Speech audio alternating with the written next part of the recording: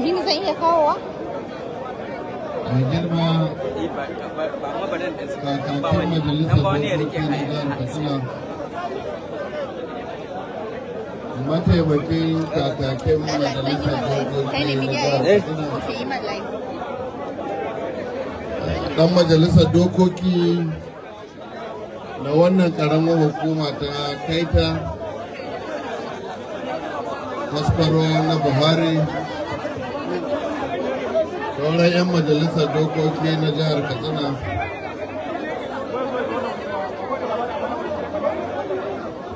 kwamishinoni, shugabanni na sassa na gwamnatin jihar Katsina, permanent secretary, shugaban jam'iyyar APC na jihar Katsina wanda ya samu wakilcin mataimakinsa Alhaji Bala Abu Musa, shugaban karamar hukuma ta shugaban APC na karamar hukumar Kaita, sai mai masaukinmu shugaban karamar hukumar Kaita tare da 'yan majalisarsa, mai girma sarkin sullabawan Katsina, hakimin Kaita tare da magadansa, masu girma shugabanni na jam'iyyar APC na mazaɓu, mata da matasa, 'yan jarida, manyan baki, assalamu alaikum. Alhamdulillahi, muna godiya ga Allah da ya sa muka zo wannan wuri lafiya domin ƙaddamar da wannan ayyuka na alheri wanda ɗan majalisar ku honorable Siraja Audu Kwaskwaro yake gabatarwa. Da tsakani da Allah ba abin da za mu ce sai mu ce wannan sha'ani na Kwaskwaro al'amari ne na Allah. Ni ma karatun ya ɓace man na rasa inda aka faro da inda za a, amma dai alhamdulillah jama'a na wannan ƙaramar hukuma ku gode ma Allah da Allah ya ba ku wakilci. Ana zaton wuta a masaka, a makera sai ta tashi masaka. Muna godiya kwarai da gaske da wannan abu alheri da ka aiwatar. Kowa ya sani domin kada a kalubalanci 'yan majalisa. Kowa ya sani in ka ɗauko kalkuleta kan lissawa kudaden da 'yan majalisa suka samu daga radda aka zaɓe su zuwa yau, to ba za su sayi wa'annan motocin ba. Don haka ina ga Kwaskwaro da yana da wata 'yan dubara da yake yi, kila cikin addu'ar da ya yi a Saudiya, har da wannan addu'a ya yi na Allah ya buɗe mashi hanyar da zai taimaki al'umma ko ba hanyar gwamnati ba. Amin balaraban gwamnoni. Amin balaraban. Don haka kuma muna roƙon ka ba mu wannan laƙani.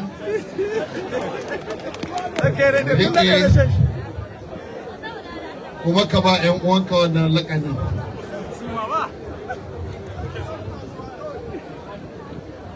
To magana ta gaskiya ita ce, amfanin shugabanci a ko'ina aka same shi a amfana ma al'umma. Amfanin shugabanci duk inda aka same shi a tausaya ma al'umma. Amfanin shugabanci idan aka same shi a yi adalci ga al'umma. Wannan shi ne ke ba da nasara a shugabanci a ko'ina aka yi shi. Wannan al'amari kullum muna fata da irin wannan, kuma kamar yadda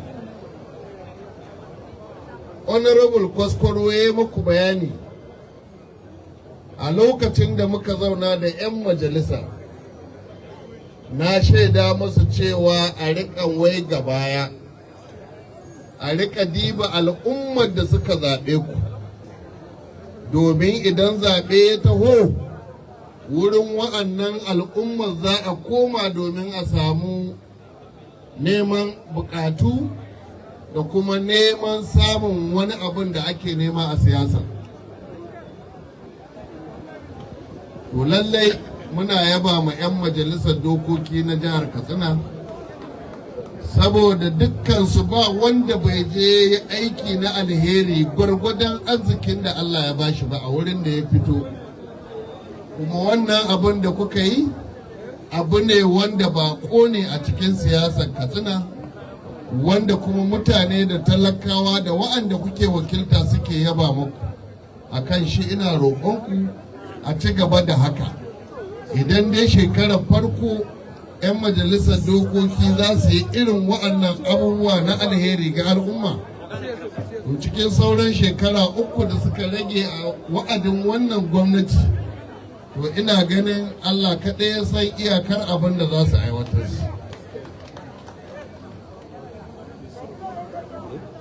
Kuma honorable Kaskoro, na ƙara faɗa maka ka gode ma Allah da Allah ya baka zuciya in ka samu ka bada. Kuma ina tabbatar maka da cewa rayuwarka ba za ka rasa ba, domin faɗan manzon Allah sallallahu alaihi wasallam ne cewa duk wanda ke badawa ba zai rasa ba. Insha Allahu sai dai ka ci gaba. Kuma wannan bayanai da aka yi kafin in zo in yi bayani ya nuna mana irin ƙauna da soyayya da abubuwan alheri da kake yi ma al'ummarka. To baya buƙatar shugaban jam'iyya ya ce ya ba shi tiket, bai buƙatar kakakin majalisa ya ce zai zarci. Mutanen Kaita abubuwan da kake yi na alheri sai mu kalle su mu ga cewa za su ce ba su son wanda ke masa alheri a ƙaramar hukumar su. Wato ina ganin amfanin dara kasawa, amfanin siyasa ta amfani al'umma. Wannan siyasar da ya yi mun ga amfaninta ga al'umma, inda in ka lissafa abin da ya bada a yau daga awakin zuwa baburan zuwa motocin, ko kai da kanka sai kai makanka lissafi sai ka ga miliyan nawa ne. Sai kuma ka je majalisar dokoki sai a ɗauko maka takarda a gaya maka nawa ne albashin ɗan majalisa, nawa ne allowance ɗin shi, nawa ya samu daga lokacin da ya zama ɗan majalisa zuwa yau. Wanda zai hiddo dukiyar shi wadda yake zuwa ya kasuwanci halal malak, ya ɗauko ta ya raba ma al'umma, ya haɗa da wata halal malak ɗin da ake biyan shi daga gwamnati ya raba ma mutane. To wa'annan mutanen ba su bukata a ce masu su sake zaben shi ko kada su sake zaben shi. In dai akwai halacci, in dai akwai ɗiyauci kuma akwai amana, to ya zama wajibi ka taimaki wanda ya taimake ka, ka kula da wanda ya kula da al'amuranka, ka kula da lamarin wanda ya kula da ramalanka. Wannan ita ce sakayya yadda ake tunani da duk wanda ya yi aiki na alheri. Kuma muna godiya kwarai da gaske da duka wa'annan abubuwa da kuke yi. Allah ya saka da alheri zuwa ga al'umma na wannan ƙaramar hukuma da na jiha baki ɗaya. Muna tabbatar muku da cewa wannan gwamnatin za ta tsaya kai da fata ta tabbatar da cewa al'amuran da take yi ba ta kau da idanunsu daga abubuwan da suka shafi talaka ba. Muna lokaci na damina a yanzu, kuma ana bisa kan raba takin zamani a mazaɓu.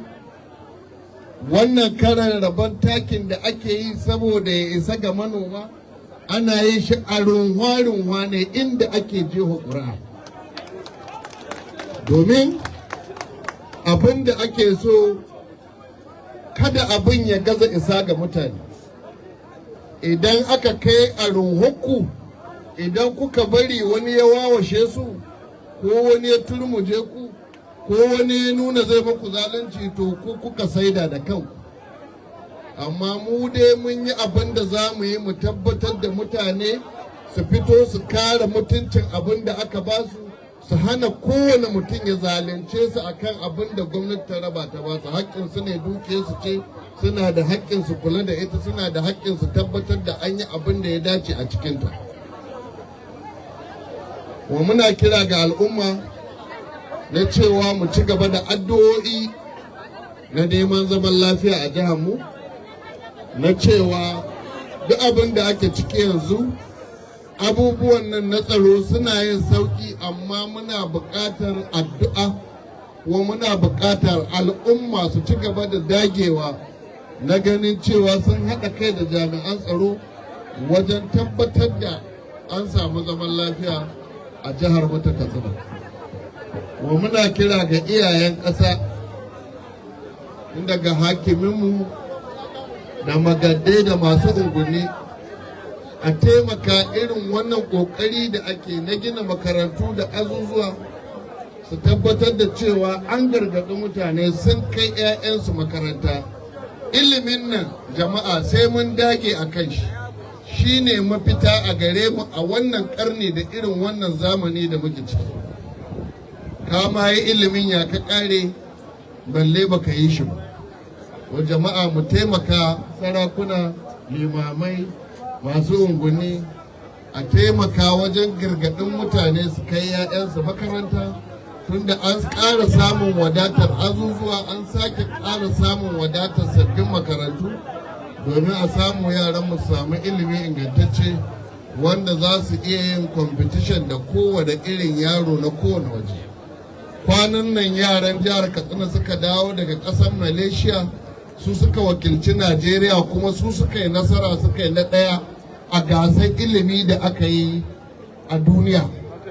To idan yaran Katsina za su yi haka, ya kamata mu zage damtse mu tabbatar da yaranmu suna shiga makaranta kuma suna samun ilimi ingantacce. Da wannan nake ma al'umma wa'anda za su amfana da wa'annan motoci da babura da awaki da ake badawa a yau, muna fatan za su yi amfani da su domin amfanin al'umma da kuma tabbatar da cewa abubuwan nan ba su lalace ba, kuma an taimaka an inganta su domin a ƙara samun abin da zai zo nan gaba. Wannan shiri ne wanda ɗan majalisa ya ƙaddamar, kuma insha Allahu akwai shirye-shirye da gwamnati take da shi na taimaka ma masu ƙanana da matsakaitan masana'antu, da taimaka ma mata da matasa na ganin sun samu abin yi, an kauda abin zaman banza, kuma an taimaka ma manoma na damina da manoma na rani na ganin yadda za mu bunƙasa abinci, mu rage wannan tsananin da al'umma suke ciki. Allah ya kawo mana sauƙi na rayuwa, Allah ya kawo mana zaman lafiya, wa'anda suka zo Allah ya mai da kowa gidan shi lafiya. Assalamu alaikum wa rahmatullahi ta'ala wa barakatuh. Ba ta zalunci ce ba. Ƙoƙarinsa na gyaran jihar mu bai sa tsoro